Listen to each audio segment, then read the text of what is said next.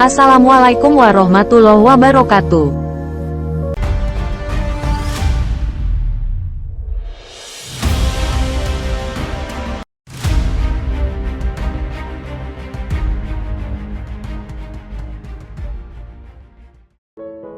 Assalamualaikum warahmatullahi wabarakatuh. Kisah ini diambil di seputar kisah-kisah Bani Israel dari Qososul Al-Quran. Kisah-kisah Al-Quran. Dari penggalan ayat dalam Al-Quran Surah Al-A'raf ayat 775-177. Nabi Muhammad sendiri membolehkan kita untuk mengkisah-kisah Bani Israel ini dan tidak mengapa. Al-Hadis.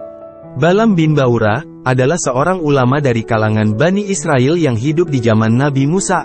Beliau dikaruniai ilmu yang luas, termasuk di dalam mengenal nama-nama Allah Subhanahu wa Ta'ala yang mulia, Asmaul Al-Azam, dan berbagai kelebihan lainnya, hingga setiap doanya selalu dikabulkan oleh Allah Subhanahu wa Ta'ala. Di dalam kitab Dalail Khairat karya Imam Al-Jazuli pun begitu, bahwasanya para nabi dengan menggunakan asmaul Allah inilah maka selalu diijabah. Saat Nabi Musa dan rombongannya melakukan perjalanan dari Mesir, mereka singgah di tanah Bani Kanan, tempat di mana Balaam tinggal.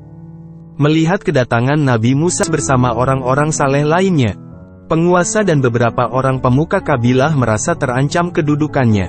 Biasanya begitu jika di dalam suatu wilayah terdapat ancaman dari pendatang, terutama orang yang baik. Pasti yang merasa terganggu dengan eksistensinya akan memberikan resistensi dan perlawanan. Kananiyun pada saat itu dipimpin oleh penguasa-penguasa yang sombong dan dolim serta banyak melakukan tindakan sewenang-menang. Maka dengan kedatangan orang yang baik seperti Nabi Musa, tentu eksistensi mereka pun akan terganggu. Apalagi misi kenabian sendiri di samping memurnikan tauhid juga senantiasa membela keadilan dan persamaan hak asasi manusia. Karena mereka tahu bahwa Balaam adalah ulama mereka, akhirnya mereka mendatangi Balaam meminta Balaam agar mendoakan Nabi Musa dan pengikutnya binasa. Mereka mendatangi Balaam seraya berkata, "Wahai Balaam, Musa bin Imran telah hadir di tengah Bani Israel. Kami khawatir kalau mereka akan mengusir kami. Sesungguhnya kami adalah kaummu, dan engkau adalah orang yang terkabul doanya. Keluar dan berdoalah kepada Allah Subhanahu wa Ta'ala agar menimpakan keburukan kepada mereka." Pada awalnya Balaam menolak. Beliau menyadari kalau Nabi Musa adalah utusan Allah Subhanahu wa Ta'ala yang berada di jalan kebenaran. Karena itu, tak mungkin baginya memusuhi Nabi Musa dan pengikutnya. Tetapi, karena terus dibujuk dengan imbalan akan memberikan harta dan kedudukan, pada akhirnya lewat istrinya ia pun goyah dan menerima tawaran tersebut. Akhirnya iman Balaam pun tak kuasa menolaknya, dan ia bergabung bersama penguasa zalim. Sehingga Allah Subhanahu wa Ta'ala mencabut semua kemuliaan yang ada padanya.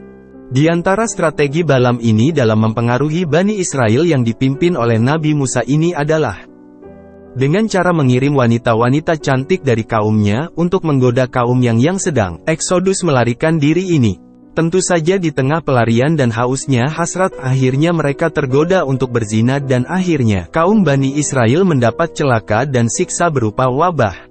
Setelah Nabi Musa mengetahui bahwa ini semua akibat dari tipu daya Balaam, maka ia pun berdoa kepada Allah agar mencabut semua ilmu-ilmu yang ada pada diri Balaam. Disinilah Balaam merasa kerugian karena kehilangan dunia dan akhirat. Akan tetapi ia bukannya bertaubat, malah mengikuti hawa nafsunya. Ia kemudian menaiki keledainya menuju Gunung Hasban, di mana ia dapat melihat Nabi Musa dan pengikutnya. Baru berjalan beberapa langkah, keledainya pun menderum tidak mau bergerak. Namun Balaam yang sudah bergabung dengan penguasa zalim itu, tak peduli dan terus memukulnya. Allah Subhanahu wa Ta'ala membiarkan keledai itu berjalan hingga sampailah di hadapan Nabi dan Bani Israel. Kemudian Balaam pun mulai mendoakan keburukan kepada Nabi Musa dan para pengikutnya. Tetapi tidaklah ia mendoakan keburukan kepada mereka, melainkan Allah memalingkan lisannya, sehingga mendoakan keburukan kepada kaumnya. Tidaklah ia mendoakan kebaikan kepada kaumnya, melainkan Allah memalingkan lisannya, sehingga mendoakan kebaikan kepada Nabi Musa dan Bani Israel. Melihat doanya yang terbalik, kaumnya pun langsung protes, "Wahai Balaam, apakah engkau tahu apa yang engkau lakukan?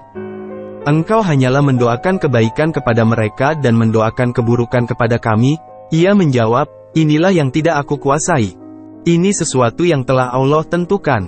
Kemudian lidahnya menjulur sampai ke dadanya. Lalu ia mengatakan, "Sekarang telah hilang dariku dunia dan akhirat. Tidak tersisa lagi selain makar dan tipu daya. Maka aku akan membuat makar dan tipu daya untuk kalian." Allah Subhanahu wa Ta'ala menurunkan berbagai macam bencana serta penyakit menular yang menewaskan lebih dari 70.000 orang dan menjadikan lidah Balaam menjulur seperti seekor anjing. Begitulah kemurkaan Allah Subhanahu wa Ta'ala terhadap penguasa zalim dan ulama yang rela menjual agamanya demi harta dan hinakan mereka seperti seekor anjing yang setia kepada majikannya. Diberi peringatan ataupun tidak, ia akan tetap menjulurkan lidahnya.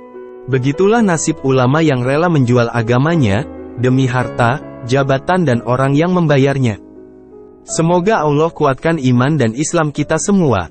Tetap diistiqomah di jalannya dalam melaksanakan perintah dan menjauhi larangannya dengan tidak mudah tergoda dengan bujukan berupa nikmat semu duniawi. Sehingga kita pun menderita kerugian dunia dan akhirat seperti yang dialami Balaam tadi.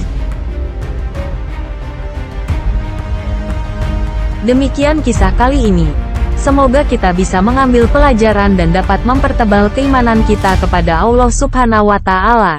Amin.